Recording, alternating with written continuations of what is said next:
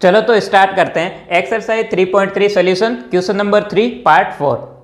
तो इसमें उसने दे रखा है कि एक टैक्सी है जिसपे कुछ फिक्स चार्जेस इतने हैं और डिस्टेंस के अकॉर्डिंग कुछ चार्जेस है। उसके बाद में उसने एक इन्फॉर्मेशन दी है कि अगर वो 10 किलोमीटर जाता है तो उसको 105 रुपये देने पड़ते हैं और अगर 15 किलोमीटर जाता है तो उसको 155 रुपये देने पड़ते हैं। उसके बाद में उसने दो चीजें पूछी है कि एक तो फिक्स चार्जेस कितने मतलब नियत भाड़ा कितना और डिस्टेंस चार्जेस मतलब दूरी का भाड़ा कितना है। और उसके बाद में एक और चीज पूछा है कि अगर वो 25 किलोमीटर जाता है तो उसको कितना किराया या फिर कितना भाड़ा देना पड़ेगा। अब मैं प्रॉब्लम को एक्सप्लेन कर लेता हूं। तो इसने दिया है कि एक टैक्सी है जिसका कुछ फिक्स चार्ज है, मतलब कि भैया आप जैसे ही टैक्सी में बैठे आपको वो तो देना ही पड़ेगा, वो एक फिक्स है, उस पे किलोमीटर का कोई लेना देना नहीं है। मतलब कि अगर आप 0 किलोमीटर जाओ या फिर आप 1000 किलोमीटर जाओ फिक्स चार्जेस आपको देने ही पड़ेंगे। उसके बाद में उसने बोला है कि एक डिस्टेंस चार्जेस है, मतलब कि जैसे जैसे आप किलोमीटर जाते जाओगे टैक्सी के साथ में उसके हिसाब से कुछ रेट है कि भैया 1 किलोमीटर का 10 रुपये हो सकता है, 15 रुपये हो सकता है, इस तरह से एक रेट है। और एक फिक्स चार्ज है, मान लो 5-10 रुपये कुछ फिक्स है कि जैसे ही आप बैठोगे आपको वो देना ही पड़ेगा।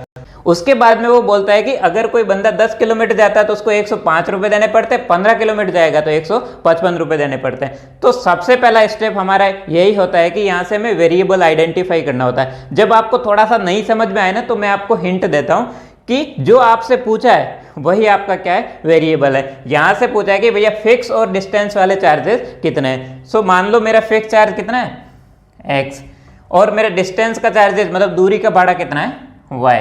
अब एक चीज मुझे सोच के बताओ कि फिक्स चार्ज है मतलब कि एक फिक्स किराया कि जैसे ही आप टैक्सी में बैठे आपको कुछ पैसा देना पड़ेगा। तो ये किस में होगा, ये होगा भैया रुपीज में, मतलब 10 रुपये 5 रुपये ऐसा कुछ हो सकता है। डिस्टेंस चार्जेस मतलब दूरी का भाड़ा है कि आप हर एक किलोमीटर पे कितना भाड़ा दोगे, ऐसा है। तो ये मेरा यूनिट इसका क्या होगा, वाई का, ये होगा मेरा रुपीज पर किलोमीटर। ये बहुत इंपॉर्टेंट होता है आपको आइडेंटिफाई करना। ये तो पैसे होंगे, ये क्या होगा, रुपीज पर किलोमीटर। जैसे कि अगर मैं 2 किलोमीटर की बात करूंगा तो मेरा टोटल कितना लगे 2y, क्योंकि 2 किलोमीटर मल्टीप्लाई बाय बताओ कितना है y, ये किसमें रुपीज पर किलोमीटर।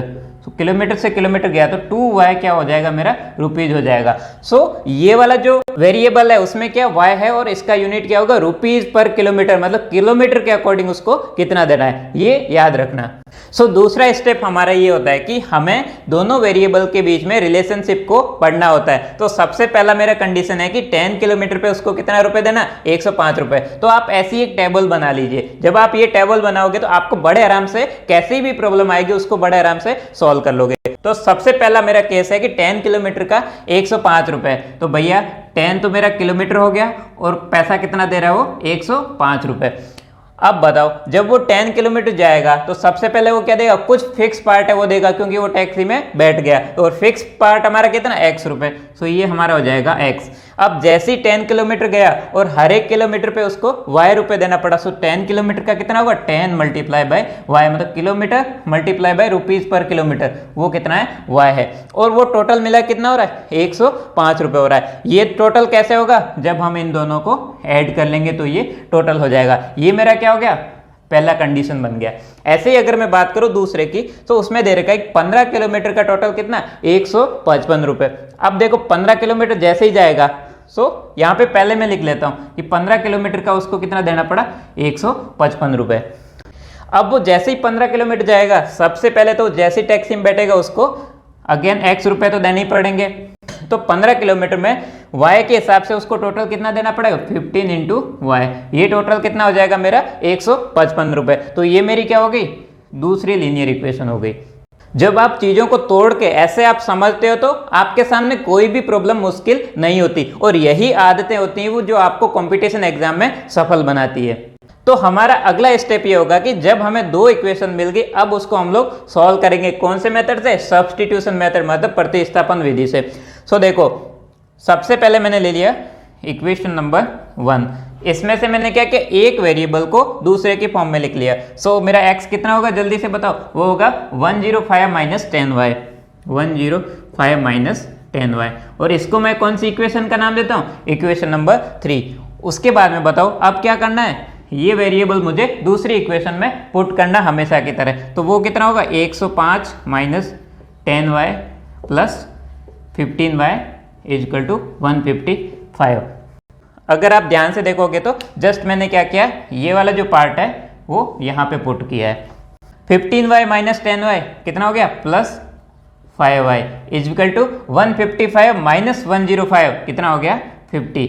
तो यहाँ से y मेरा कितना होगा, 50 डिवाइड बाई 5 मतलब कि 10। तो कोई आपसे पूछे कि ये 10 क्या है, तो बहुत सारे लोग बोलेंगे 10 रुपीज है। गलत है, ये क्या है, 10 रुपीज पर किलोमीटर, मतलब 1 किलोमीटर का उसको 10 रुपए देना पड़ता है। बहुत इंपॉर्टेंट है। तो आप लिखिए एग्जाम में जो जो चीजें आपको आती है वो आप लिखिए और एग्जामिनर को बताइए कि मुझे सब आता है। ऐसे ही अब जल्दी से बताओ, जब ये वाली वैल्यू मैं इक्वेशन 3 में पुट करूंगा तो मेरा x कितना आएगा यहाँ से, सो x आ जाएगा 105 माइनस 10y, 10 मल्टीप्लाई बाई 10 मतलब 105 माइनस 100 कितना हो गया x, x हो गया मेरा 5। अब बताओ ये 5 क्या है, ये 5 रुपीज है क्योंकि ये एक फिक्स किराया है, इससे किलोमीटर का कोई लेना देना नहीं है। सो ये क्या है, ये मेरा रुपीज है।